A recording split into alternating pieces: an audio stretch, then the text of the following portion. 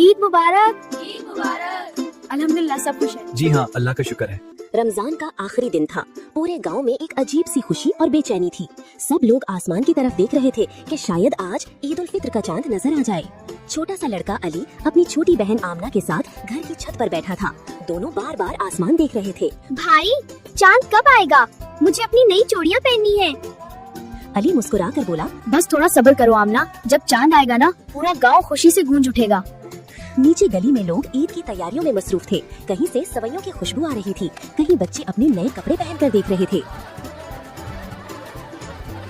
मगर अली के दिल में एक और बात चल रही थी। गांव के कोने में एक बूढ़ा शख्स बाबा करीम रहता था। वो अकेले थे, न उनके पास ईद के कपड़े थे, न मीठी सवैयों की खुशबू। अली ने आमना से आहिस्ता से कहा, आमना, अगर हम बाबा करीम के पास भी ईद की खुशी ले जाएं तो? हाँ, हम अपनी सवैयों का कुछ हिस्सा उन्हें दे देते हैं। इतने में अचानक गांव से आवाज आई, चांद नजर आ गया, चांद नजर आ गया। पूरा गांव खुशी से गूंज उठा। बच्चों की हंसी, औरतों की दुआएं और मर्दों की तकबीरें फिजा में फैल गईं। ये चांद रात थी। अली और आमना जल्दी से नीचे आए। अम्मी ने मीठी सवैयों का बड़ा सा बर्तन तैयार किया हुआ था। अली ने शर्माते हुए कहा, अम्मी, क्या हम थोड़ी सी सोया बाबा करीम को दे आएं?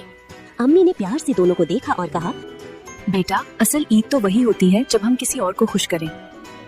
दोनों बहन भाई खुशी से बर्तन लेकर बाबा करीम के घर पहुंच गए। दरवाजा खटखटाया। बाबा करीम ने दरवाजा खोला तो सामने अली और आमना को देखकर हैरान रह गए। बाबा, ईद मुबारक। ईद मुबारक, दोनों ने एक साथ कहा और सवैयों का बर्तन उनके हाथ में दे दिया। बूढ़े बाबा की आंखों में आंसू आ गए। बेटा, आज तुमने मुझे अकेला नहीं रहने दिया।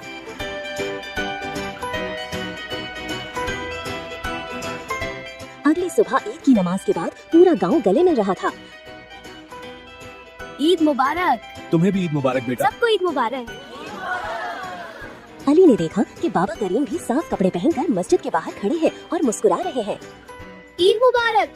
ईद की नमाज के बाद सब मिल रहे हैं। हाँ, गांव का प्यार देखो। बाबा ने अली के सर पर हाथ रखा और कहा, बेटा, तुमने मुझे याद दिलाया कि ईद सिर्फ नए कपड़ों की नहीं बल्कि मोहब्बत और बांटने की होती है।